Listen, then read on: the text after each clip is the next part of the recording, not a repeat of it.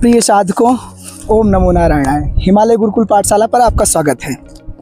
आज कैसे बने कर्मयोगी के इस श्रृंखला में आज हम अध्याय 13 लेकर के आए हैं। अध्याय 13 में स्वामी जी ने लिखा है, नए दिन की शुरुआत। यह एक नए दिन की शुरुआत जैसा था जब अर्जुन ने भगवान के शब्द की स्पष्ट समझ की ओर जाग उठे थे। गलत धारणाओं से मुक्त होने के लिए फिर एक बदलाव शुरू हुआ। अर्जुन का दृढ़ता से युद्ध के लिए खड़ा होना एक महत्वपूर्ण क्षण था। इससे दुनिया को प्रेरणा मिली कि भगवान पर विश्वास दुनिया की सबसे बड़ी ताकतों का सामना करने का साहस देता है। धर्म का पालन करने से, भगवान पर विश्वास रखने से अंतःकरण शुद्ध होता है। अंतःकरण शुद्ध होने से बुद्धि सात्विक बन जाती है। सात्विक बुद्धि में क्या करना चाहिए और क्या नहीं करना चाहिए, इसका विवेक जागृत रहता है। भगवान ने मनुष्य को विवेक दिया है। अच्छा कर्म करने में या मंद कर्म करने में मनुष्य स्वतंत्र है। विवेकी पुरुष धर्म अधर्म को, कर्तव्य अकर्तव्य को, पुण्य पाप को, उचित अनुचित को जानते हुए अपने जीवन को सुधारने के मार्ग पर चलते हैं। सच्चा सुधार एक निरंतर यात्रा है। भगवान लोगों को सत्य समझने के लिए मार्गदर्शन करते हैं। कर्मयोगी के लिए यह महत्वपूर्ण है कि वे विनम्र रहें और सीखने के लिए एक विद्यार्थी के समान खुले रहें। यदि हम धर्मशास्त्र के द्वारा प्रकट किए गए सत्य को अस्वीकार कर देते हैं तो यह हमें विनाश में ले जाता है। अधर्म, अहिंसा और अनैतिकता में शामिल करेगा। ज्यादातर लोग प्राचीन धर्म, पुराने विश्वासों से चिपके रहना पसंद नहीं करते। भगवान में रुचि रखने के बजाय वे धन संपत्ति, सम्मान, सामाजिक प्रतिष्ठा में अधिक विश्वास और रुचि रखते हैं। कर्मसूत्र है, हम देखते हैं कि विषादमग्न अर्जुन के प्रति भगवान ने श्री गीता में क्या कहा। कुतस्त्वा कश्मलम मिदम विस्मय समुपस्थितम अनार्यजुष्टम स्वर्गम कीर्ति करम अर्जुन। हे अर्जुन, तुमको इस विषम समय में यह अज्ञान किस हेतु से प्राप्त हुआ?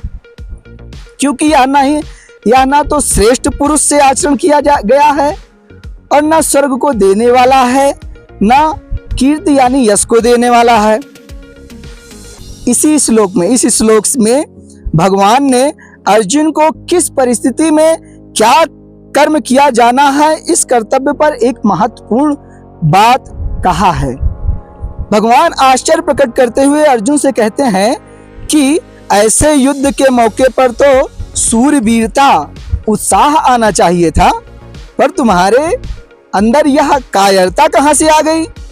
फिर भगवान ने कर्तव्य कर्म करने का 3 आधार के बारे में अर्जुन को बताया, जो अत्यंत महत्वपूर्ण है और इसको हम सभी को समझना चाहिए।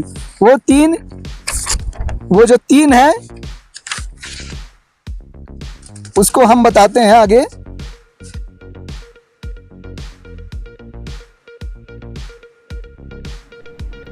अनार्य जुष्टम, कायरता को वीर पुरुष स्वीकार नहीं करते। परिस्थिति के अनुसार उनको जो कर्तव्य प्राप्त हो जाता है उसको वे कल्याण प्राप्ति के उद्देश्य से तत्परता और उत्साह पूर्वक करते हैं। वे तुम्हारे जैसे कायर होकर युद्ध से, अपने कर्तव्य कर्म से विरत नहीं होते। अतः युद्ध रूप से प्राप्त कर्तव्य कर्म से विरत होना तुम्हारे लिए कल्याणकारक नहीं है। अस्वर्ग्यम, कल्याण की बात अगर सामने न रखें, सांसारिक दृष्टि से भी देखा जाए तो स्वर्गलोक ऊंचा है, लेकिन तुम्हारी यह कायरता स्वर्ग को देने वाली भी नहीं है। अर्थात कायरता पूर्वक कर्तव्य कर्म से निवृत्त होने से स्वर्ग की प्राप्ति हो सकती।